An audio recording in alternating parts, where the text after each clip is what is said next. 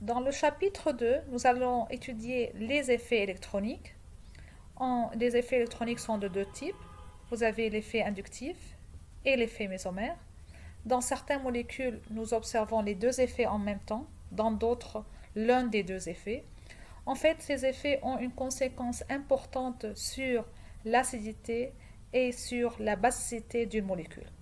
Pour pouvoir bien comprendre ces effets électroniques, il faut commencer par étudier les termes de base qui sont souvent utilisés lorsqu'on étudie une réaction chimique ou bien lorsqu'on étudie une molécule organique, qui sont l'électronégativité et la polarité d'une molécule ou bien d'une liaison chimique. La première partie est pour discuter l'électronégativité et donc la polarité d'une liaison. Premièrement, un rappel sur la définition de l'électronégativité, qui est une propriété d'un atome à attirer vers lui les électrons des liaisons. Donc, c'est l'affinité électronique d'un atome donné. Donc, plus un atome a tendance d'attirer les électrons envers lui, plus cet atome est considéré fortement électronégatif. Prenons une molécule de type AB. C'est une molécule où vous avez une liaison covalente entre A et B. Alors, si B est plus électronégatif que A, cela veut dire que B a la tendance ou bien a la capacité d'attirer les électrons de la liaison covalente envers lui. Pour cela, nous sommes capables de mettre une charge partielle delta- sur le temps B et une charge partielle delta plus sur l'atome A. Et dans ce cas, donc, on dit que c'est une liaison polaire parce que vous avez une certaine différence d'électronégativité entre A et B. Donc, on peut dire l'atome le plus électronégatif, c'est l'atome qui attire les électrons et qui présente une charge partielle delta-.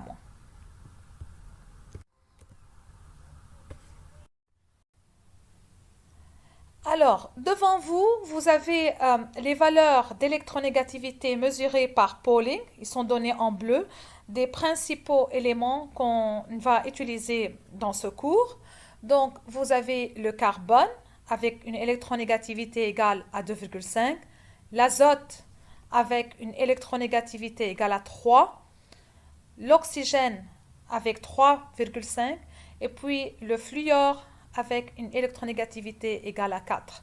Donc, comme vous pouvez noter que tous ces éléments-là appartiennent à la même période et on note dans ce cas que l'électronégativité augmente en allant de gauche à droite. Maintenant, si on considère les éléments appartenant au même groupe, ici je parle particulièrement des halogènes, FCl, Br, iode, on note que l'électronégativité augmente en allant du bas vers le haut. Donc, en allant vers le fluor, l'électronégativité augmente. C'est la règle clé. Une deuxième chose que j'aimerais que vous mémorisez, la position des éléments dans le tableau périodique. Donc, pour la période comptant le carbone, j'aimerais que vous mémorisez le KNOF. KNOF, C-N-O-F. Donc, c'est l'ordre d'électronégativité de ces éléments. D'accord? En quoi cette électronégativité est importante? Elle nous permet de déterminer, si vous voulez, le type de n'importe quelle liaison en chimie. Donc, supposons que vous avez une liaison CH ou bien une liaison CN. Et la question que je vous pose, de quel type de liaison s'agit-il? Tout revient en fait à vérifier ou bien à voir quelle différence d'électronégativité existe entre le carbone et le H ou bien le carbone et l'azote. Et suivant la différence d'électronégativité entre ces atomes, nous pouvons dire si la liaison est polaire, apolaire ou bien ionique. Donc, une différence d'électronégativité qui est inférieure à 0,5 donne une liaison apolaire, telle que CH. La liaison CH n'est apolaire parce que cette différence d'électronégativité est inférieure de 0,5. Maintenant, si cette différence d'électronégativité est entre 0,5 et 2, dans ce cas, on dit que cette liaison est covalente polaire. Donc, regardez la liaison CO ou bien la liaison CN ou bien la liaison CF. Dans tous ces cas, la différence d'électronégativité est supérieure à 0,5 et inférieure à 2. Donc, cette liaison est polaire. Et si cette différence est supérieure à 2, on dit que cette liaison elle est ionique. Et c'est le cas en fait de la molécule NaCl. Donc c'est la liaison qui est observée entre un métal et un non-métal. Regardez, avec le sodium, l'électronégativité est de 0,9. Avec le Cl, elle est de 3,2. Ça fait une différence supérieure à 2. Donc c'est bien une liaison qui est ionique. Encore une chose, à partir de ces valeurs d'électronégativité, on peut faire une comparaison de la force de la polarité de cette liaison. Donc, pourquoi la liaison CF est plus polaire qu'une liaison CO? Tout simplement parce que la différence d'électronégativité entre l'atome de fluor et le carbone est supérieure à celle de la différence d'électronégativité dans la liaison CO.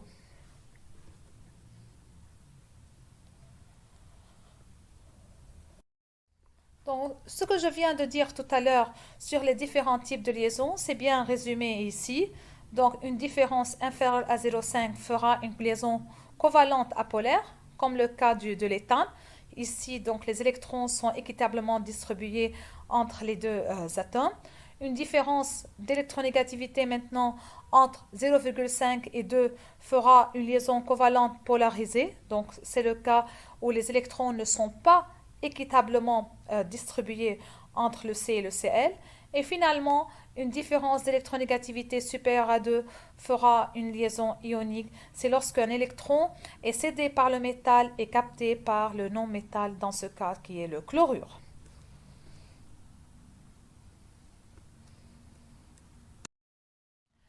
La polarisation d'une liaison donne naissance à un dipôle électrique qui est caractérisé par un moment dipolaire. Regardez ici le signe du moment dipolaire qui va dans la direction de l'atome le plus électronégatif.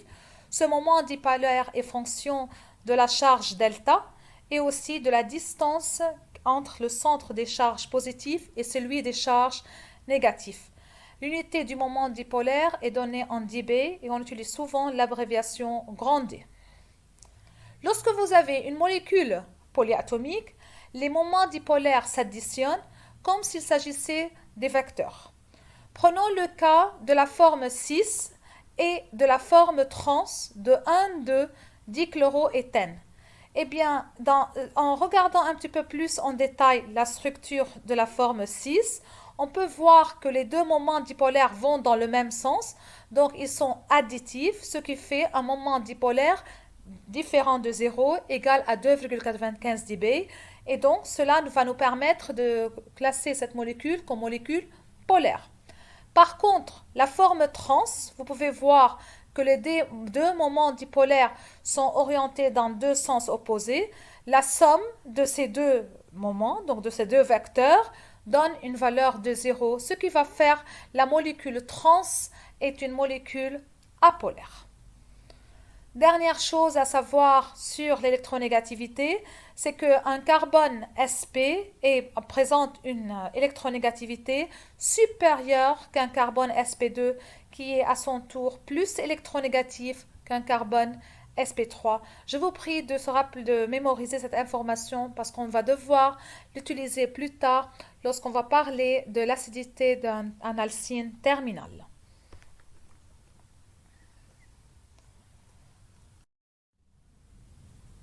Après avoir introduit l'électronégativité et la polarité d'une liaison, il est temps maintenant de parler en détail des effets électroniques.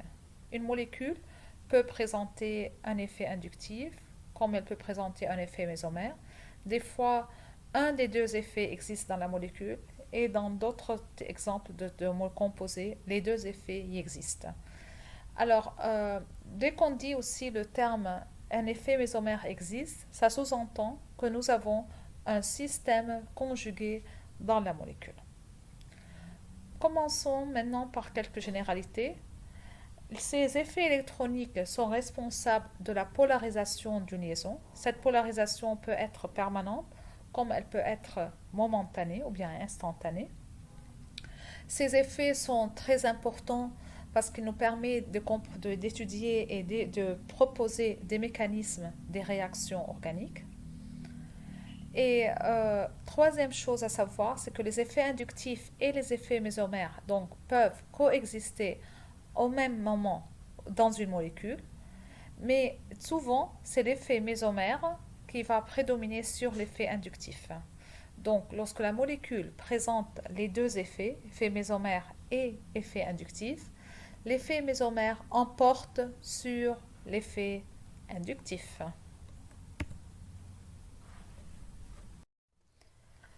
Lorsque les deux atomes qui sont liés par une liaison covalente sont identiques, dans ce cas on dit que les électrons sont équitablement partagés par les deux atomes, c'est le cas d'une liaison non polarisée, et bien dans ce cas, l'effet inductif n'existe pas. Maintenant, si les deux atomes liés par liaison covalente sont différents, dans ce cas, les électrons ne sont pas partagés d'une manière équitable sur les deux atomes, alors la liaison est cette fois-ci polaire et uniquement dans ce cas, l'effet inductif existe.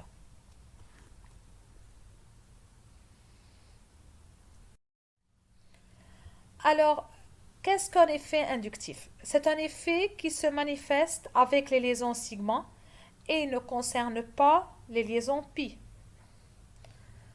C'est un effet qui se définit par la dissymétrie de la répartition électronique au niveau d'une liaison sigma. Donc, lorsque vous avez une liaison polaire, on a une dissymétrie dans la répartition des électrons, et bien l'effet inductif existe. Regardez la molécule devant vous ici, vous avez le chlorure d'éthyle.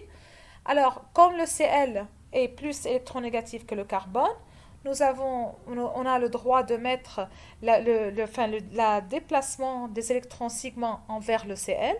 Et bien, ce déplacement des électrons, c'est un effet qu'on le nomme effet inductif.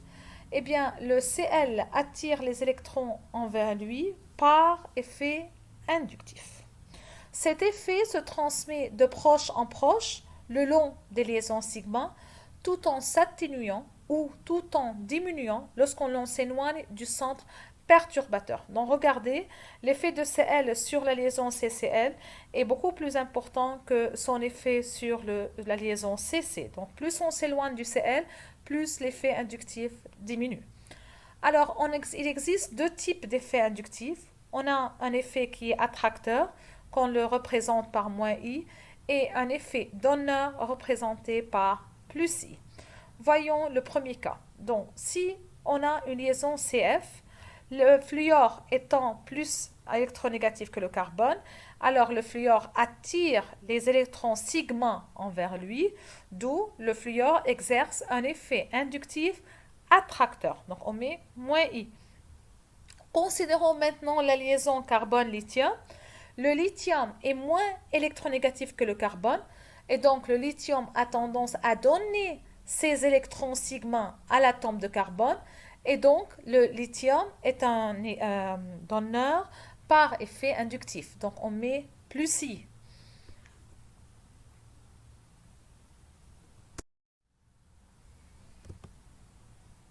Je vais commencer maintenant avec l'effet inductif attracteur -i.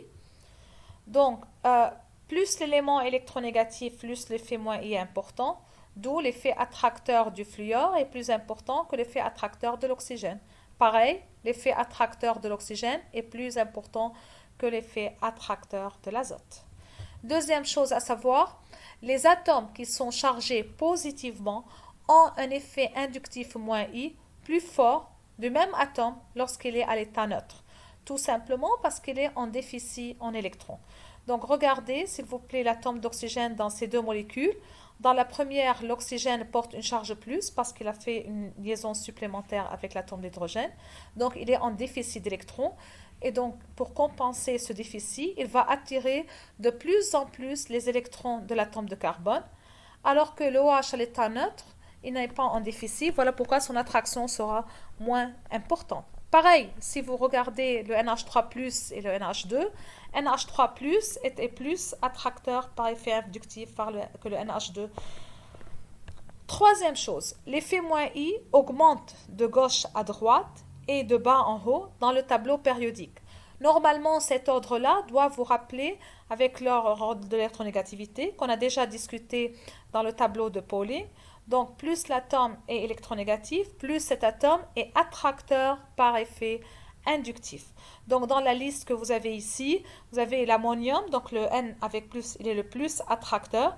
Et ensuite, vous avez le fluor et le reste. Rappelez-vous que le fluor était l'élément le plus. Effet inductif donneur plus I. Alors, première chose, les métaux ont un effet plus I assez marqué car ils sont moins électronégatifs que le carbone. Donc, c'est le premier cas d'un groupe attracteur par effet inductif. Deuxièmement, les atomes qui sont chargés négativement ont un effet plus I fort parce qu'ils ont un excédent d'ex-électrons qu'ils vont pouvoir facilement les céder à l'atome voisin. Donc, regardez ici, l'oxygène, l'azote et le carbone, ils ont une charge moins, donc ils ont un excès d'électrons, donc ils vont être donneurs d'électrons, sauf que l'oxygène étant le plus électronégatif, il sera le plus avare, il sera donc le moins donneur par effet inductif. Le carbone étant le moins électronégatif, il sera plus donneur dans cette liste. Donc cet effet diminue avec l'électronégativité de l'atome portant la charge négative.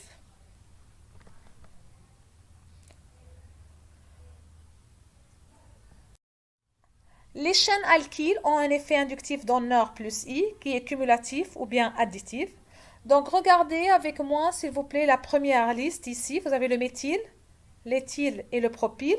Eh bien le propyle avec une chaîne alkyle plus longue sera plus donneur par effet inductif qu'un éthyle qui présente juste 2 carbones, alors qui est aussi plus donneur qu'un méthyle. Maintenant, si on compare la chaîne alkyle, donc aliphatique linéaire, avec une chaîne alkyle qui est ramifiée telle que l'isopropyle et le tersobutyle, eh bien, avec le propyle, vous avez un seul groupe donneur d'électrons. Avec l'isopropyle, vous avez 2 groupes donneurs d'électrons par effet inductif. Et avec le tersobutyle, vous avez 3 groupes donneurs par plus I. D'où le tersobutyle, il a l'effet plus I le plus important dans la liste. Donc, comme conclusion, on peut dire que l'effet inductif est cumulatif.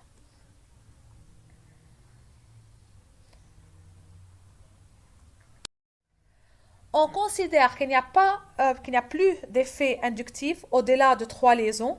Donc, regardez les liaisons CX dans les 3 cas de figure que vous avez ici.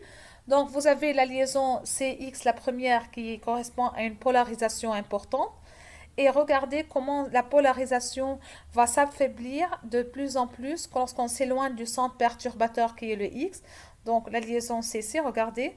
Donc, l'effet inductif diminue au niveau de la deuxième liaison et il diminue de moins en moins aussi au niveau de la troisième liaison. Quelle conclusion il faut y savoir? Ici que l'effet inductif s'amortit avec la distance, il devient négligeable à partir de la position gamma. Alors, qu'est-ce que j'entends par position gamma? C'est la troisième liaison. Donc, au-delà de 3 liaisons, l'effet inductif n'est plus ressenti. C'est une information très importante à mémoriser sur l'effet inductif. Qui est donc premièrement cet effet il est additif et là on apprend que l'effet inductif diminue lorsqu'on s'éloigne du centre perturbateur. Donc il s'amortit, il devient quasi nul lorsqu'on est au-delà de 3 liaisons.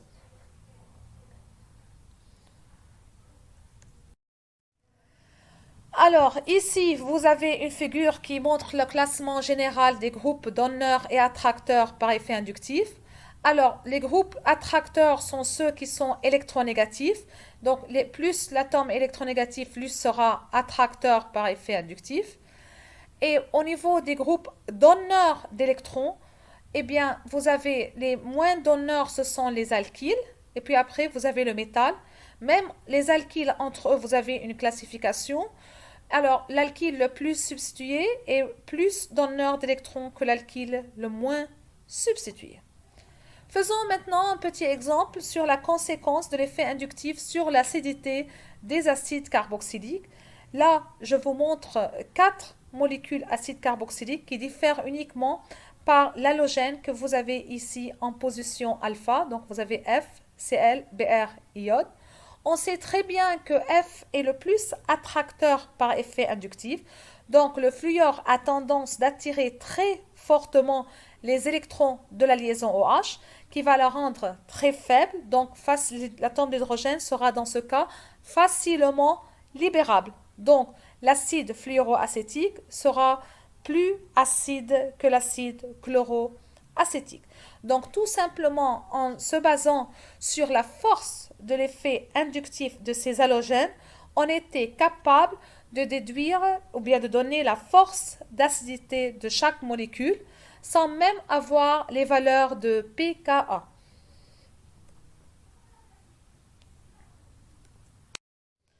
Un deuxième exemple, donc je vous propose ici ces 4 molécules acides carboxyliques et je désire que vous me fassiez un classement croissant de ces acidités. Dans un premier temps, il faut que vous identifiez les groupes qui se trouvent sur l'atome de carbone en position alpha. Donc, dans le premier cas, le carbone présente ici les hydrogènes. Donc, ils sont ni donneurs ni accepteurs d'électrons. C'est le cas de l'acide acétique. Ensuite, vous avez ici l'acide trifluoroacétique avec 3 groupes -I. Donc, je vous prie ici de mettre -I, -I, -I. Donc, les fluors vont rendre la molécule fortement acide parce qu'ils sont des attracteurs forts par effet inductif. Donc, probablement, cette molécule est la plus acide, d'accord? Car dans les deux autres, si vous regardez un peu plus en détail, cette molécule-là présente 3 méthyles, qui sont 3 donneurs par effet inductif, donc rendent la liaison OH forte. Dans la dernière molécule ici, vous avez 2 groupes plus I. Donc, comme classement final, qu'est-ce qu'on pourra dire? La liaison OH la plus forte, elle est là, donc c'est la molécule la moins acide. Ensuite, vous avez cette molécule-là avec 2 groupes donneurs d'électrons. L'acide acétique vient à la 3e position parce que les atomes d'hydrogène ne sont ni donneurs ni accepteurs, donc il est au milieu. Et à la molécule la plus acide, c'est bien l'acide trifluoroacétique.